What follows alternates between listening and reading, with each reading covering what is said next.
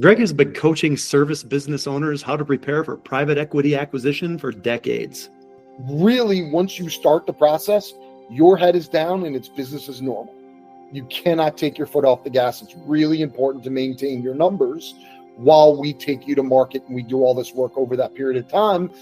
Here's what you need to know before you sell. Listen in. Good morning, Greg. Thanks for joining us. You're with SF&P, who specializes in plumbing, basically sales of plumbing companies. Is that the best way to describe it? Correct. We are investment bankers, but what I like to say is we're actually realtors, and the real estate are the business owners. So Fred, who is our founder, started SF&P in 2001. What's interesting about us, we've done 417 deals worth $3.4 billion. But what most people know are the big national buyers. So Turnpoint, Wrench Group, they were all actually created off deals that we did. So when Ken Haynes sold Coolray was an HVAC plumbing and electrical business. We represented them in their sale. That's what turned into Wrench Group's platform. Dan Hour Plumbing was a business that we represented for sale. That turned into Turnpoint's platform. So most of these platforms that exist all came from deals that SF&P has done in the past. So we are the largest broker in the HVAC, plumbing, and electrical space. And do you specialize only in that niche, or? No. So we do, we've done, so Rhino Solutions, most people know Rhino Marketing Company. We represented them in the sale of their business. So we've done marketing companies, swim schools, passed a lot of roofing. Right now, we've got a ton of roofing mandates, landscaping, pretty much anything, I'll say, that touches a home, plus some that are commercial as well. So if there are commercial plumbing businesses that are listening, we can represent them as well. We've done a bunch of commercial deals as well.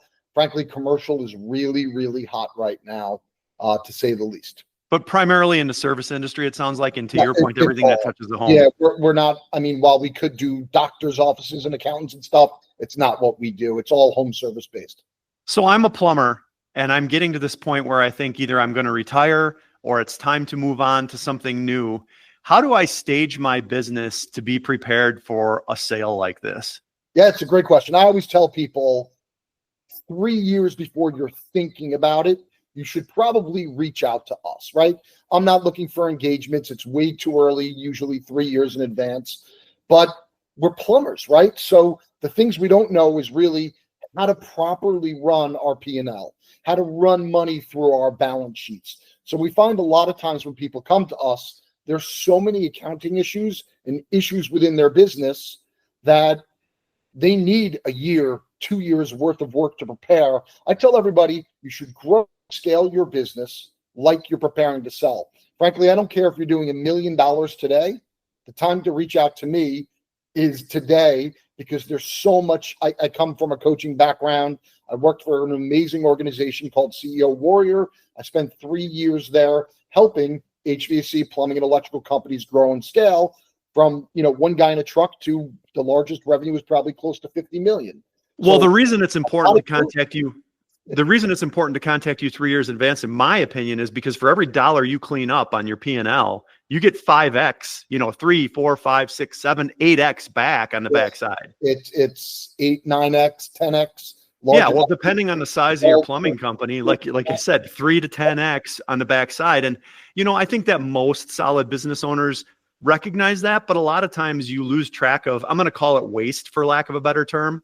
Yep. Every dollar you can clean up and move back into the bottom line of the profit of the business is going to be returned tenfold. Yeah, revenue is vanity, right? Yeah, right. My favorite thing is when people argue on Facebook over what their net is. And I'm like, well, is your labor above the line? Is it below the line? Are you gap? Do you have gap accounting? Everybody's net is slightly different based upon how they're actually running money through their business. I will tell you 417 deals, I could be a plumbing business that does 1 to 5 million and be over 20%. It's really hard to do 10 million plus in revenue and still be over 20% because you have to add general managers, op managers, where there's so much overhead that happens between that 5 and 10 million space that it's really hard to maintain 20% plus. What is that sweet spot then? It's interesting you say that. Is there a sweet spot? You're almost telling me then the bigger you are isn't necessarily better because you've got a different EBITDA margin or something, is that what you're suggesting? Not necessarily. I'm just saying the reality is people are like, you want to be 20% or you want to be 25%, right? You want your target for your gross profit is 65%. Yeah, it is. But the reality is most companies, when they grow and scale, by the time they're ready to sell, our average is right around, call it 16% for a nice round number, is our internal KPI. So while you should, at the end of the day, really, if you're doing plumbing only, you should really be hopeful to get to 20% net. Yes, gross profit should be around 65. The reality is you don't stay there. There's too much overhead. There's too many other expenses. There's too much that goes into a business. Frankly, there's too much waste. When I look at total expenses, 30%. That's an ideal KPI, an ideal target for a business. Most people that come to me will be at 38, 36, 40. And I'm like, why don't you wait 6 months to clean it up and work with us? Because if you can add 100 or 150 grand to your bottom line, to your EBITDA, we'll multiply it by 7, 8, 9, 10. I would wait 6 months for an extra $6 million, wouldn't you? Yeah, well, that's, how I started this conversation. Yes. That's pretty easy to recognize. Is there a spot where, like, is there a low end where you're like, hey, we just got to keep working, or do you represent anything and everyone? So we typically try and keep it a minimum of about 750,000 EBITDA. Once in a while, friends and family, we might do something that's in the 600-ish range. But if you're 300 to call it 450, probably not something. But it's also PE's not necessarily going to buy you at that point as well. That was my question. Are you specifically targeting private equity, or are you also selling, company to company? It's primarily family office, private equity is what we do. So we run a really unique process. I think what we're famous for and what we do really well. So let's just say you called me today, Jeff, and you're like, hey, I want to sell my business. I'm doing 20 million revenue and I've got $1.5 million of EBITDA and I'm looking for 15 million for my business. Is that something you can accomplish? And we go, sure. We get an engagement. First thing we do is we assign you a CPA in-house. The first 2.5 to 3 months of working with SF&P, you are working with our in-house CPAs to get your numbers correct. So when we go to market, the market knows and trusts that if we're representing somebody in their EBITDA, our EBITDA is going to hold up 7 months later when we hit due diligence. So we're really front loading and making sure, as we always say, it's EBITDA plus A. So Fred's reputation is that extra A, he's the king of ad backs. We know what we can, quote unquote, get away with and what we can't. There is a science when it comes to ad backs. We had a really large, significant business we did maybe 5-6 years ago. There were almost $4 million in positive ad backs we got for them. That's a big difference. Yeah, it is. Yeah. Where do assets play into the selling scenario on something like this? Meaning vans, everything, basically any asset that's on your books. Are you just looking at the auction value, the wholesale value of something like that? Every deal we do is cash free, debt free. So if you've got debt on the vans or you've got SBA loans, all that stuff, that has to be paid off. Any cash you have in the bank, you take the cash back. That's your cash. So that's where EBITDA comes in, right? The depreciation on the vans. When we build a SIM, so the confidential information memorandum, part of the SIM will be, hey, we've got 100 trucks. We're going to list what the 100 trucks are, what the mileage looks like, how often they're maintained. It really goes into some super detail about what the business really looks like. So we have to understand what all assets you do have, because the people that buy you, they're buying all of your assets, your machines, your trucks, they're buying everything. At ServiceTitan, we know running a contracting business is hard work. With our all-in-one solution for the trades, managing your business needs from scheduling to invoicing is easier than ever. Learn how ServiceTitan gives you the tools to keep your business running smoothly. Visit ServiceTitan.com. Once again, that's ServiceTitan.com. Yeah, that was my question. Where do you draw the line on the value of an asset to just say that that's an asset that you're just going to give away? Like I would imagine office equipment, basic computers, things like that. Or are you literally inventorying all of that? We're not inventorying all of that. That's kind of what I figured. Is there a dollar figure or how are you determining that? It to me, I'm guessing a little bit here. I think it's more of a rounding error. I don't know if that's the proper term to use, but I mean, no, I think it is. It's kind of like when you're pulling $1 million deal, you aren't worried about 6 laptops. And that was kind of my point. Right. You know, and a lot of owners don't necessarily understand, like you don't need to list, you know, every 10-year-old sewer and drain cleaning machine that you might own because at that point it has no value. But we do care about the drain machines. We do care about the other assets they have.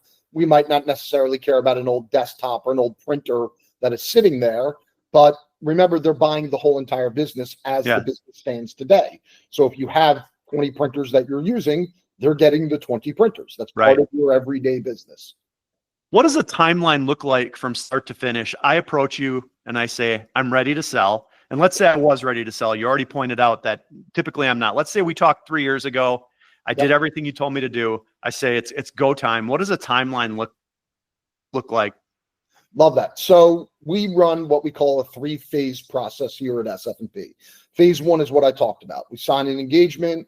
You'll have an onboarding call. We'll sign you a CPA. You're going to spend anywhere from 2, maybe 3 months doing your financials, making sure we get your EBIT exact to the penny. We're going to build a SIM. At the end of phase 1, we're going to send out what we call a blind teaser. So it may go out to a pool of 150, 200 potential buyers that we've already vetted. And it's just a blind teaser. So plumbing company in the Midwest doing 1.5 million of EBITDA. We might get 70, we might get 100 buyers that come back that want to talk and understand more about the business. They'll sign an NDA with us. You focus on your business, we'll interview them. Our objective is to talk price, to talk, you know, are they a fit for you? We're vetting everybody out. And then that's really what we call the end of phase 1. So into phase 2, we're trying to do somewhere between, call it 6 and 12 Zoom meetings. So you're going to meet 6 to 12 buyers. They're an hour meeting. We call them speed dating for lack of a better term, right? Fireside chats. This is why I'm sexy and amazing. This is why my company's great. All of that stuff. So it's really, that's the bulk of phase 2. From there, we're going to ask for IOIs, indications of interest, see where people are. They're going to put it on paper where they care. Now, remember, you're the seller. This is your process. We just represent you. Private equity is not our client. You are our client. Same thing as I said earlier. Think of it as you're selling a house and I'm your realtor. I don't represent the gazillion buyers. I represent you in the sale of your house. So then we're going to set up management meetings from there. So SF&P pays for all this stuff.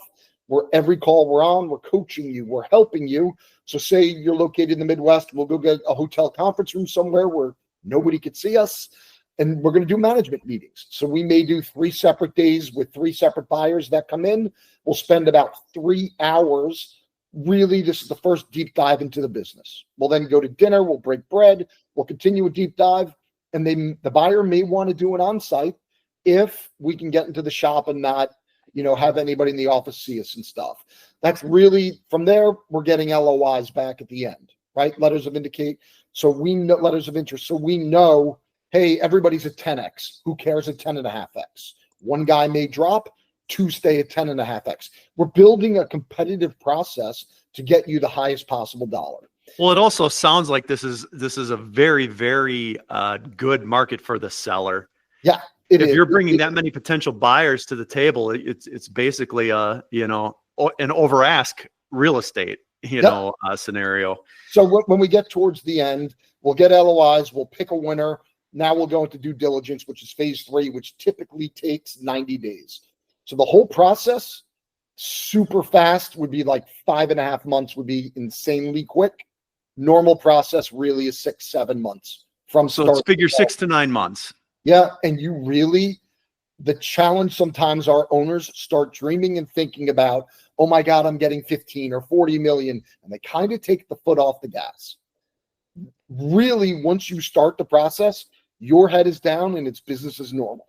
You cannot take your foot off the gas. It's really important to maintain your numbers while we take you to market and we do all this work over that period of time. because you don't want to lose the value of what you've already created. Talking about taking their foot off the gas, how many owners are sticking around to continue day-to-day management of a business like this, and how many are bailing? Does it just depend, or is there? It really just depends. And what's funny, Jeff, people will call and say, I want to sell my business, I want to bail. Then they'll go and we'll put 3 or 4 buyers that are, hey, no problem, sell the business, stick around for, let's call it a year, which is usually about the minimum. Sometimes they'll let you go in 6 months. They need it for continuity. But we're also going to put some buyers in front of you that may want you to stick around because we want you to have options. 50, 60% of the time when you call me and you say, here's what I'm looking for, you end up choosing something different. You may fall in love with a buyer, love their platform, love the concept. And instead of just taking the most amount of money you can get, you may say, you know what, I'm going to roll some equity. I'm going to stay on for the next 3 to 5 years. I'm reinvigorated and re-excited because XYZ buyer just remotivated me to stay on. So it really depends on age, depends on where you are in life. Everybody's different, and everybody's or maybe something attracts you where you think it can change your company culture or change the way you thought you were doing business based on this new equity line or this new management structure or the economy of scale or whatever that might be. You're saying, I thought I wanted to leave, but now I don't. It happens. Yeah. Believe it or not, it happens. We want to make sure we're providing you options. That's really critically important. Just because you say, here's definitively what I want to do, we're going to put those people in front of you. But we're also going to show you the other side of the coin just to say, hey, just in case, we want to make sure you meet some of these guys. And if it doesn't tickle your interest, it's just an hour Zoom. It's no big deal. Right. And I would imagine at this point, your buyers pretty well too. So you might be able to lend some credibility and or advice as far as, I think this is the best fit for you. We try to do the best that we can to help advise, but again, it's your process. We're here to represent you. So if there's questions, which one should I go with? For us, we're your cheerleader. We're not necessarily saying pick this over the other. That's not really kind of what we do. If we may say, hey, we think this may be a better long-term fit. We have people that have taken not the highest dollar. They may take the second bidder because they like their track record better. They believe in those people better to run. That was kind of the root of my question. Are you also providing almost like more of like a consultancy? Let's use the real estate analogy again. Let's say I'm moving to a new city and I don't completely understand. I love this house, but you come to me and say, I feel like it's my duty to tell you that this isn't the best neighborhood, or that a train track goes by every night at 1 a.m. and you won't hear it until then, and you'll be closed. I feel like, is that part of your representation too? And you say, ultimately, it's my choice because I'm the seller, but I would want you to tell me, yep, this wasn't the best offer, but I think maybe company culture wise, this might be a better fit for you. Yeah. And I'll give you a great example. So I had somebody reach out to me, maybe a month ago, not looking to sell, plumbing only business out in California, doing about 10 million revenue a year. Big plans to add HVAC, add electrical, expand to Las Vegas, right? So we spent 3 weeks working with them. We gave them an evaluation of what we think their business is today. I was out in Las Vegas for RILA, and I had a bunch of conversations with a bunch of PE companies. And, I said, you know what? It probably isn't a great idea for them to expand to Vegas. They're not a client of mine. I need to say this just to get this out there, Jeff. I'm not a coach. I'm not looking to be anybody's coach, but I certainly love having valuable conversations with people to give advice. So I'm like, hey, I hit them up. Hey, we should meet on Zoom. Give me 15 minutes tomorrow. I've got some thoughts on your expansion to Vegas and sort of the thoughts from a private equity perspective of whether that will be a valuable move or not. And I pretty much told them to shut it down. I told them to focus on the market that they're in, focus on adding the HVAC, focus on adding the electrical, really dive into the brand of where they're already located, and it'll make their company more valuable in the long term, whether they're sellers 3, 5, 10 years down the road. So with how, I don't want to say how easy it is, because I get that it's not necessarily easy, but the plumbing industry is thriving right now. Yep. And you can go from startup to multi-million-dollar business in a matter of a year, 2, 3 years, depending on your, population, geographic location, things like that. what does a standard non-compete look like? Because if I would just be a serial entrepreneur plumber if I knew that I could build a business in 3 years, flip it for multi-millions and start all over again. What does a non-compete look like? So I'm gonna frame this differently. You open your plumbing business in 2022 and you do 3 million your first year. Your second year, you do 8 million, 2023, and 2024, you do 15 million. And you call me, hey, Greg, I'm looking to sell my 3-year-old business. We've grown wildly. My EBITDA is $3.5 million. There is no buyer in the world that's going to pay you off of last year's EBITDA. They're going to say, it's too fast, it's too much, it's too soon, it's a house of cards, because these are Ivy League guys that have a model, they plug it in. You're better off growing a business over 10 years at 20% a year in their eyes. I'm not saying this is not my perspective, but in their eyes, they'd rather see a 10-year-old business that grew 20% like clockwork every single year.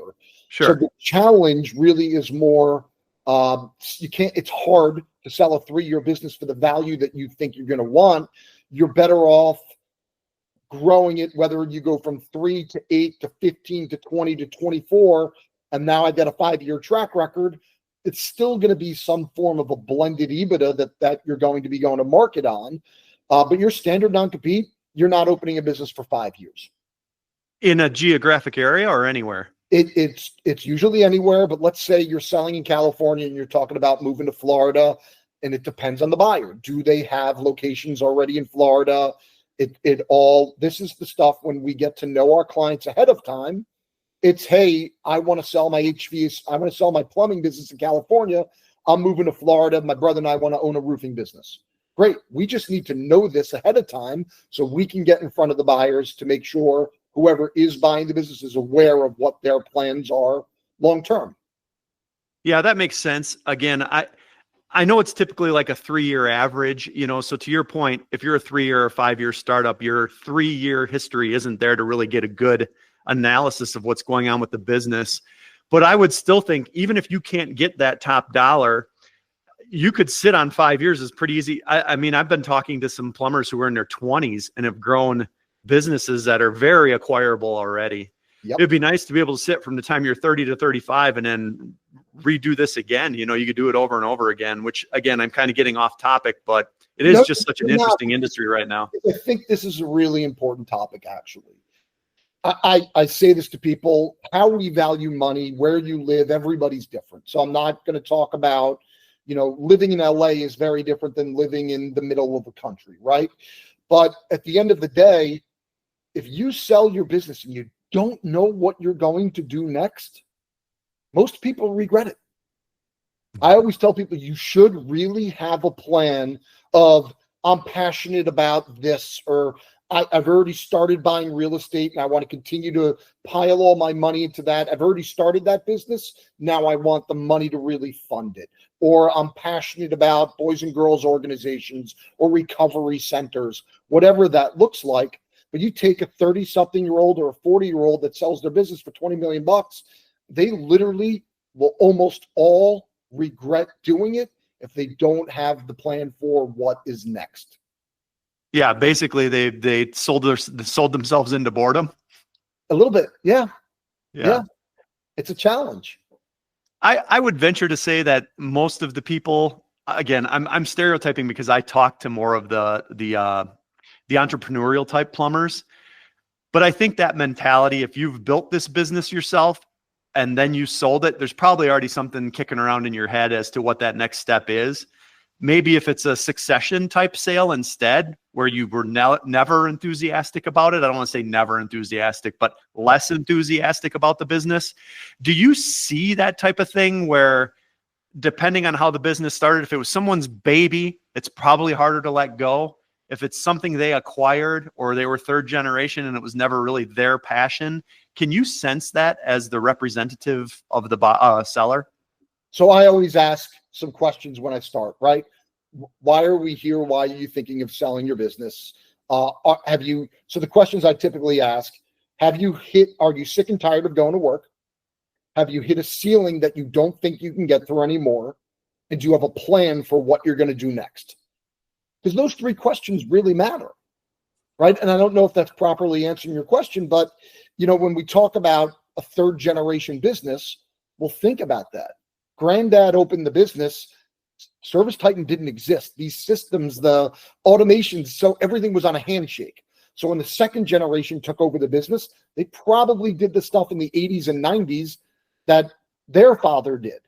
So now all of a sudden we get into the 2000s and that third generation takes over the business. Now we're automating it. We're moving all of these massive paper files and we're really bringing it into the 21st century. That's a challenge with a third generation business quite often. And sometimes dad is still putting around taking a salary and he just likes to come into work every day, right? That's certainly part of it. And dad's got ownership as well. So every case really is slightly different, Jeff. Well, it's interesting you bring up generational businesses. I guess that leads to my question here is, how has this changed over the last, you've been doing this close to 3 decades? Yeah, Fred has owned SF&P since 2001. So you've been doing this 25 years-ish. Yep. How has this changed? You brought up interesting things like just software and technology. Mm-hmm. Those have to have probably increased the efficiency of businesses, or no? Have they almost maybe had a negative effect to some, like, again, I even think just beyond technology, some of these companies are spending tens or hundreds of thousands of dollars per month just on Google ads. Yep. So back in the day, a Yellow Page ad wasn't inexpensive, but it sure as hell wasn't what they're paying in Google ads. What does that type of thing look like then versus now? Nobody opened a business in the 1980s, 70s, or 90s thinking I'm building this to sell this to private equity. It didn't exist, right? So the reality of where businesses are today, what's the difference between a 10x and a 12x business? It's how good your management is and how truly dialed you are in on your KPIs. How important things like ServiceTitan and House Call Pro, it really, the end of the day, it's ServiceTitan's world and we just live in it. But the ability to really understand call booking rates. Think about KPIs in your business. How many phone calls do we get in a month? How many of those are legitimate booking opportunities? What % are we booking? Of that, how many are we sending guys on?